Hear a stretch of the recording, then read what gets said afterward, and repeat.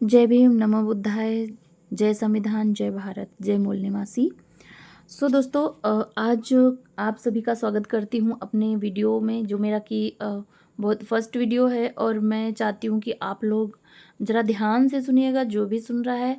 खासकर ये वीडियो मैं नारी जो महिला उत्थान का है और जो उनका पतन हुआ है उस पे मैं बात करने वाली हूँ।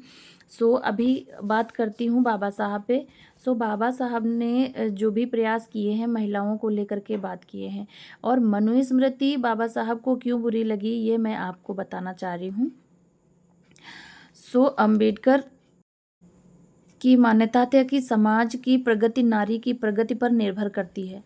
उनका कहना था कि मैं समाज की प्रगति इस आधार पर मापता हूँ कि उसमें नारी ने किस सीमा तक प्रगति की है।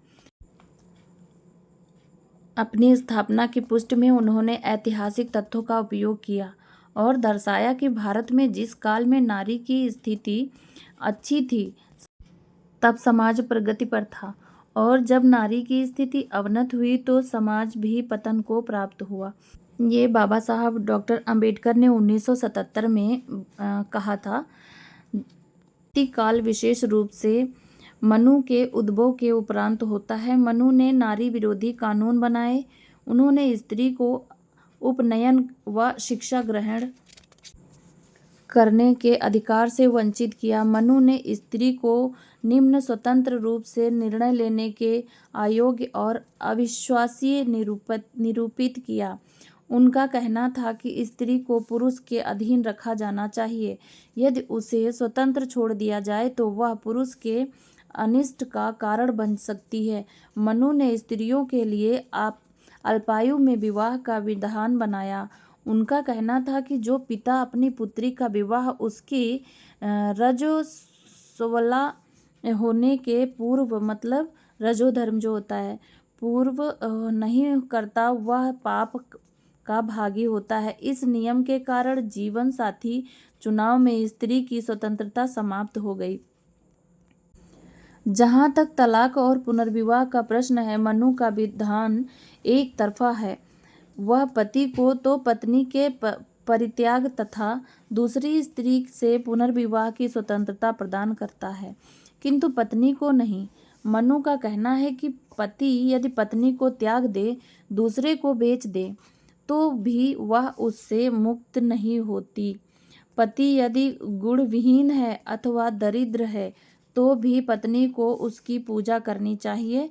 पत्नी को पति की आज्ञाकारिणी होना चाहिए, और पति यदि मर भी जाए तो स्मरण में भी उसका अपमान नहीं करना चाहिए। डॉक्टर अंबेडकर 1987 के अनुसार मनु द्वारा नारी विरोधी कानून बनाने के दो कारण थे। एक तो मनु समाज के बौद्ध धर्म के प्रभाव को मिटाना चाहते थे। नारी एवं शूद्र समाज के दो ऐसे वर्ग थे जो ब्राह्मणवाद से पीड़ित होने के कारण बौद्ध धर्म की ओर सरलता से आकृष्ट हुए।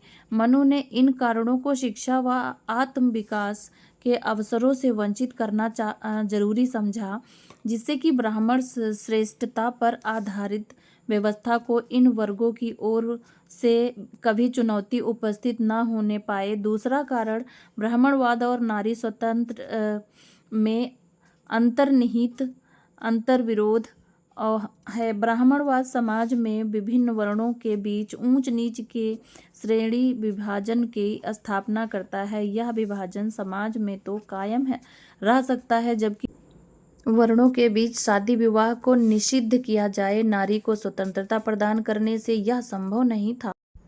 इसलिए बाबा साहब ने इस नारी स्थिति को देखते हुए उन्होंने बहुत कठोर कदम उठाए, और भारतीय संविधान में जो नारियों का अधिकार है बाबा साहब ने दिलाने की कोशिश की। वीडियो अच्छा लगे तो वीडियो को लाइक, शेयर एंड सब्सक्राइब जरूर कीजिए।